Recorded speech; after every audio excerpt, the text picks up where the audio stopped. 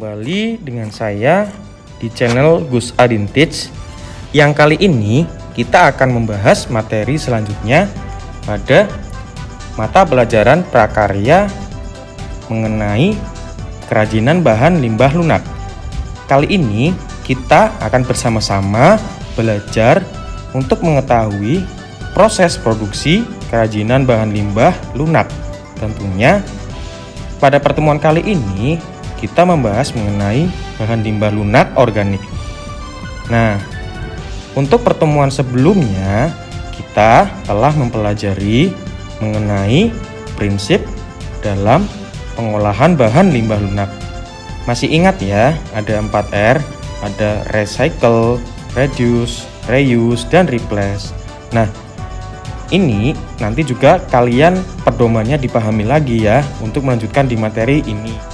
Sebelumnya, tahukah kalian sampah yang dihasilkan oleh penduduk Indonesia menempati posisi nomor 2 sebagai yang paling mencemari lautan? Nah, mengapa sih bisa timbul keadaan demikian? Bisa kalian lihat, Indonesia itu termasuk penyumbang sampah plastik terbesar kedua di dunia setelah China atau Tiongkok. Ini berdasarkan sumbernya dari liputan6.com ya. Nah, sampah plastik di Indonesia itu mencapai 64 juta ton per tahun. Nah, dari 3,2 juta ton per tahun dibuang itu ke laut. Nah, jadi penduduk Indonesia itu sebagian besar tidak bisa mengelola sampah yang dihasilkannya dengan baik. Maka dari itu, kita sebagai generasi penerus bangsa harus bijak dalam mengolah sampah yang nantinya agar tidak mencemari lingkungan. Seperti itu ya. Adapun tujuan pembelajaran pada pagi hari ini, setelah mempelajari materi ini, siswa mampu menunjukkan potensi limbah lunak yang dapat diolah berdasarkan ciri khas daerah atau tempatnya dengan benar. Yang kedua, mengurutkan proses pengolahan limbah lunak secara umum dengan tepat. Yang ketiga, menguraikan syarat-syarat perancangan produk kerajinan dengan runtut. Yang keempat, menganalisa proses produksi kerajinan bahan limbah lunak organik dengan tepat. Nah, itu tujuan pembelajaran pada pertemuan kali ini. Selanjutnya, limbah lunak organik dibedakan ya berdasarkan daerah asalnya. Yang pertama, ada daerah pantai. Daerah pantai biasanya kita temui itu sabut dan daun kelapa. Batok kelapa juga ya, itu kalau di daerah pantai ya.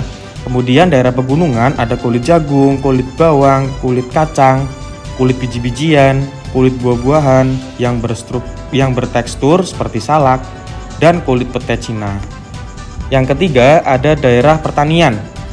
Ada jerami dari padi, kulit jagung, batang daun singkong, kulit bawang, dan pelepah pisang. Nah, pada daerah perkotaan bisa kita temui perkotaan itu ya. Jadi yang kita tempati sekarang ini ya, ada kertas, kardus, kulit telur, kayu, serbuk gergaji, dan serutan kayu. Nah, bisa kalian bayangkan ya, itu limbah lunak organik berdasarkan daerah asalnya. Nah, selanjutnya mengenai proses pengolahan bahan limbah lunak secara umum. Yang pertama, pemilahan bahan limbah lunak, di mana kita harus bisa memilah-milah bahan limbah lunak yang organik, yang mana kemudian kita bersihkan limbahnya agar menjadi bersih. Setelah itu, setelah dibersihkan melalui proses pengeringan. Nah, yang keempat, pewarnaan pada bahan limbah lunak. Yang kelima, pengeringan setelah terjadinya proses pewarnaan. Nah, proses pewarnaan itu juga sangat penting karena juga turut dalam mengawetkan suatu limbah yang diubah menjadi suatu produk kerajinan. Yang keenam, penghalusan agar bahan siap pakai nantinya. Proses finishing ini sangat penting dalam produk kerajinan. Kemudian, ada syarat-syarat perancangan benda kerajinan yang kita buat. Yang pertama, ada syarat kegunaan atau utility. Maksud dari syarat ini, benda kerajinan itu harus dapat digunakan sesuai dengan fungsi dan kebutuhan. Nah, contohnya adalah mangkuk. Mangkuk itu dibuat yang mempunyai fungsi untuk menaruh makanan atau sayur seperti itu. Untuk syarat yang selanjutnya ada syarat kenyamanan atau comfortable. Syarat kenyamanan ini artinya benda kerajinan harus menyenangkan dan memberi keutamaan dari kenyamanan dari si pemegang atau pengguna dari suatu kerajinan. Contohnya ada sebuah kerajinan cangkir misalnya. Cangkir dibuat untuk kenyamanan dalam kita meminum air panas misalnya. Cangkir dibuat ada pegangannya. Kemudian tentunya cangkir ini harus membuat si pengguna itu benar-benar nyaman. Jadi kerajinan itu dibuat untuk kenyamanan dari si pengguna kerajinan itu sendiri. Yang ketiga ada syarat keamanan atau safety. Syarat keamanan ini artinya benda kerajinan tidak boleh membahayakan pemakainya. Sebagai contoh ada gelas yang terbuat dari tempurung kelapa.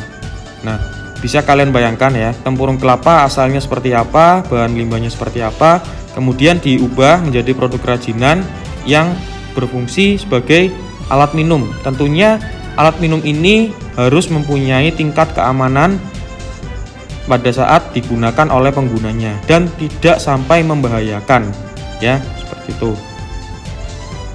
Selanjutnya ada syarat keluasan atau flexibility. Syarat keluasan ini artinya benda kerajinan harus memiliki keserasian antara bentuk dengan nilai gunanya. Maksudnya bagaimana? Nah, sebagai contoh ada sepatu ya. Sepatu ini mempunyai ukuran. Nah, artinya jadi masing-masing dari kalian mempunyai ukuran sepatu yang berbeda-beda. Jadi kerajinan itu harus luas. Harus dibuat ya, bisa menyesuaikan untuk beberapa pengguna. Selanjutnya adalah keindahan. Syarat keindahan atau estetik artinya suatu benda kerajinan itu mempunyai daya tarik lebih dibanding benda yang biasa-biasa saja. Jadi sebagai contoh hiasan ya dinding yang dibuat dari kertas.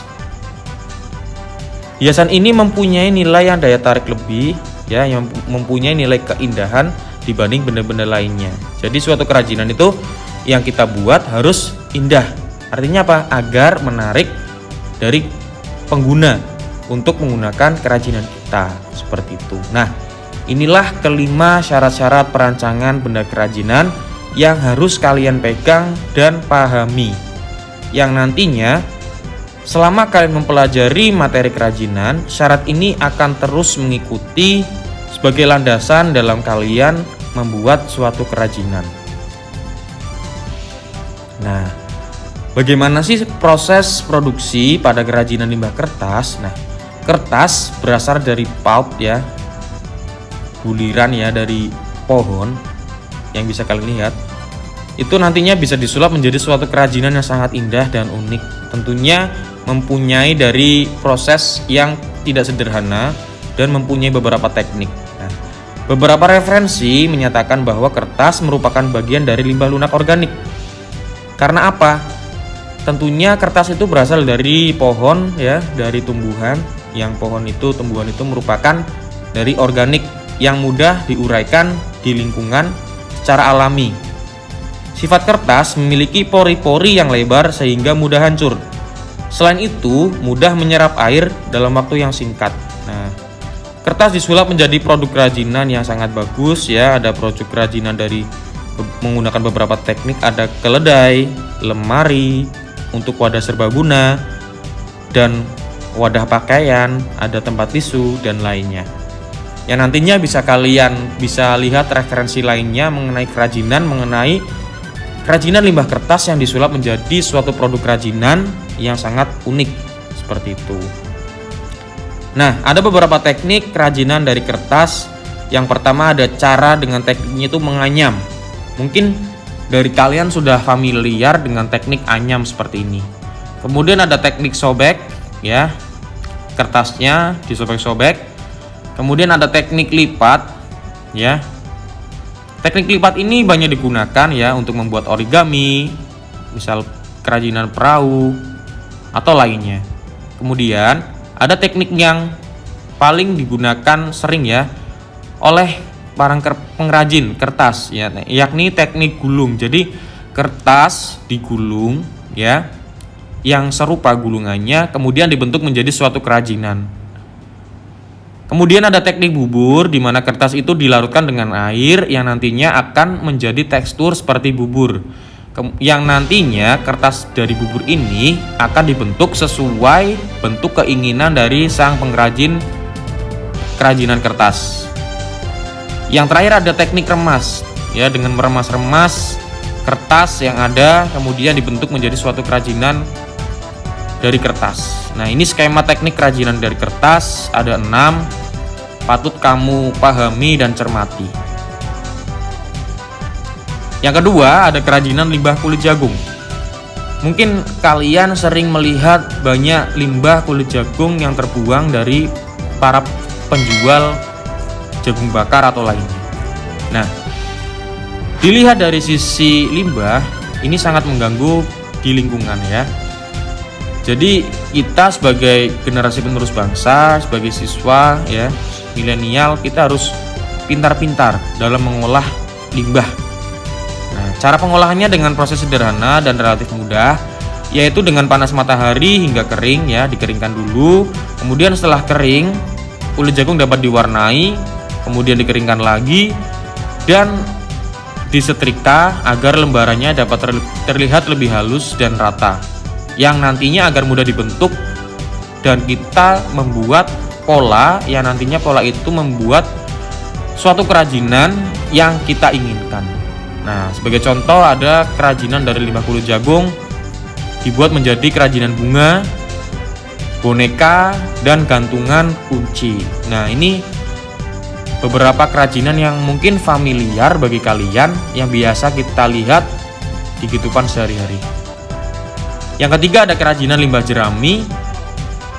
Jerami ini bisa kalian ketemukan di persawahan ya. Yang tentunya ketika jerami ini dibiarkan menjadi limbah atau hanya sekedar dibakar saja ya, itu akan sia-sia.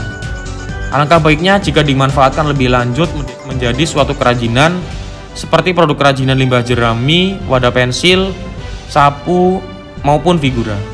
Nah, limbah jerami ini, batang padi yang biasa disebut jerami, merupakan limbah pertanian.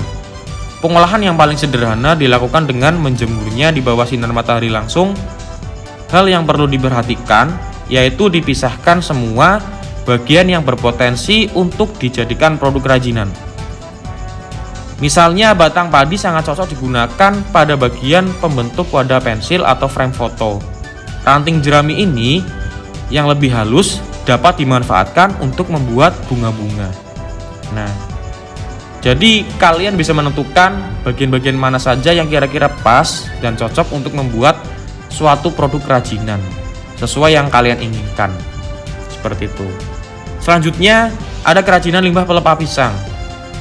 Bagi kalian yang masih tinggal di pedesaan, sering menjumpai pelepah pisang yang berserakan mungkin ya. Nah, terlepas dari hal itu, pelepah pisang yang berserakan itu bisa kita manfaatkan menjadi suatu kerajinan yang menarik dan unik. Nah, seperti dibuat menjadi keranjang, meja kursi, tas, maupun sendal. Nah, hal ini tentunya meningkatkan nilai ekonomis dari pelepah pisang yang dari tadinya tidak bernilai menjadi lebih bernilai. Nah, selanjutnya kita masuk ke aktivitas siswa, di mana kita akan mengidentifikasi proses produksi kerajinan bahan limbah lunak organik. Sudah siap ya? Yang pertama, kalian nanti menyebutkan 4 jenis limbah lunak organik saja ya. Pada jenis bahan limbah lunak organiknya apa saja silakan dituliskan. Sebagai contoh misal dari pelepah pisang, ciri-ciri produk kerajinannya apa?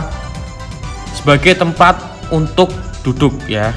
Alat yang digunakan apa? Ada gunting dan lain-lain. Fungsi kerajinannya apa? Sebagai alat duduk ya. Ciri-ciri tadi sebagai tempat duduk bisa untuk bersantai. Warna dan motifnya itu apa? berwarna coklat misal. Kemudian teknik pembuatannya bagaimana? Dengan cara dianyam kemudian ditempelkan pada kayu seperti itu. Itu sebagai contoh saja. Kalian sebutkan 4 jenis limbah lunak organik yang nantinya bisa kalian kerjakan di link yang sudah tertera di deskripsi.